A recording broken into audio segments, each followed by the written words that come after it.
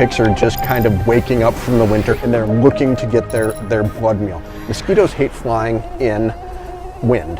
Best thing to do, go and get one of those box fans. Down in Springfield, I had a visit from representatives of the Mosquito Abatement District to learn more about mosquitoes, mosquito breeding areas, other pests like ticks. And so we'll talk about this in this edition of the Morrison Report. Stay tuned and learn something. So far we've had a very wet spring, but it's been chilly. If it starts really warming up, and we have nights, especially when it's nights above 60 degrees, when we're getting into the 80s during the day, 60s during night, that's when, and we have a lot of standing water, that's when we might see a lot of nuisance mosquitoes. Memorial Day is usually when we first start seeing that first big bloom of mosquitoes. We have over 40 traps that we put out and run 24 hours a day throughout our entire 242 square mile district. And we will go and pick those up. We will ID all of those traps down to the species level, and then we will keep track of that so that I can make graphs and say, okay, we're starting to see a real upswing. The ones that carry West Nile virus, I really start to do a lot more testing in July and August. And that will tell me exactly how much virus are we seeing throughout our district. Sometimes that involves going out and doing night spray. Okay. And night spray is really our last resort. We like to try to control all of the mosquitoes at the larval stage. It's much easier, they're more contained, we have more tools with that. But there are times when we have to go out and we'll do night spray, mostly to control West Nile virus mosquitoes. Yeah, every once in a while we'll get a call to our district office. Someone is concerned about the trucks going out and spraying, and so what can you say to the average person? We are putting out a pesticide, but we put it out at what is known as ultra low volume, a tenth of what you would see them putting out on like a farm field. We're also using a product that is environmentally friendly. So the fog that's being put out in there will only kill mosquitoes or things mosquito size. We only go out at night for two very good reasons. One, that's when mosquitoes are out, and bees and butterflies and other insects are gone dormant for the night. Dormant. As soon as the sun comes up the next day, it breaks down into non-toxic.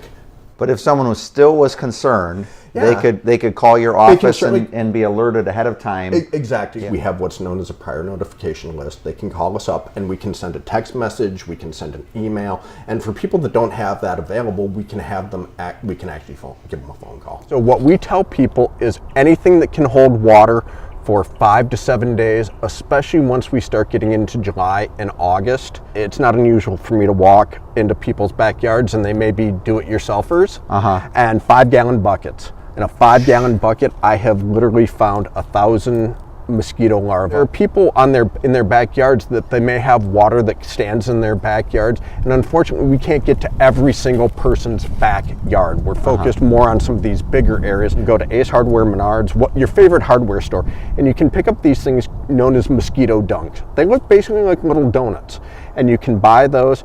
And what you do is you throw them in the water, and the mosquitoes will actually eat them as they dissolve, and it will kill them.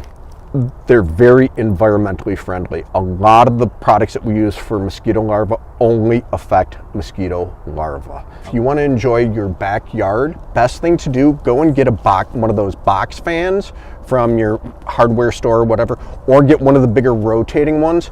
Turn it on, set a breeze up, turn it on to medium, and have that blow over you and your family as it's going there. Mosquitoes hate flying in wind. You know, if you're going to be out for a long time, wear insect repellent. Make sure it either has DEET, picaridin, or IR3535. Those are the ones that are going to last. You can start to look for some more of what they call the natural products, a couple of them that are based on soybean oil or something like that. Those have been shown to work. They just won't last as long. What about colors that you might wear? Colors, you really don't want to wear dark clothes. Like, this is not something that would be really great. If the mosquitoes were swarming around here, you want to wear light colored clothes for that. And again, if you're going to be out, most people don't like to do it, but if you're worried about West Nile virus or bites, wear long sleeve shirts and long pants. Okay. So I know your primary focus is mosquito abatement, but the risk of a tick bite. Especially now from about mid-May until about late June is when you're really going to start seeing ticks are just kind of waking up from the winter and they're looking to get their blood meal. And so if you're out and you're walking in an area like this, if you find a tick on you, whatever you do, do not burn them off. Do not, use nail polish remover. Those are old wives' tales.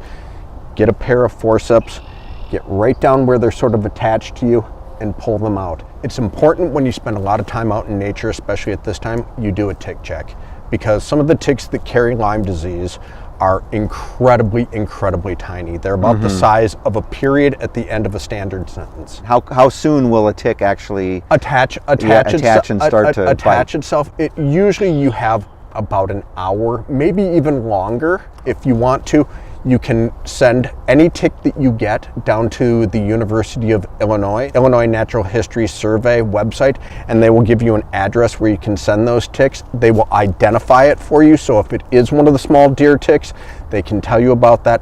If you find an embedded deer tick, go to your doctor. The doctor will prescribe you antibiotics, mostly as a prophylactic. Okay. But it's better to be safe than sorry. Yeah. It can save you from getting some of these really nasty diseases like Lyme disease and some of the other ones. Sure. Anybody that's interested in acquiring more information about the district or mosquitoes can go to www.nwmadil.com, and you can call us with any complaints, anything you're interested in hearing about. So Hope you learned something. I certainly did. Thanks for watching, and have a great day.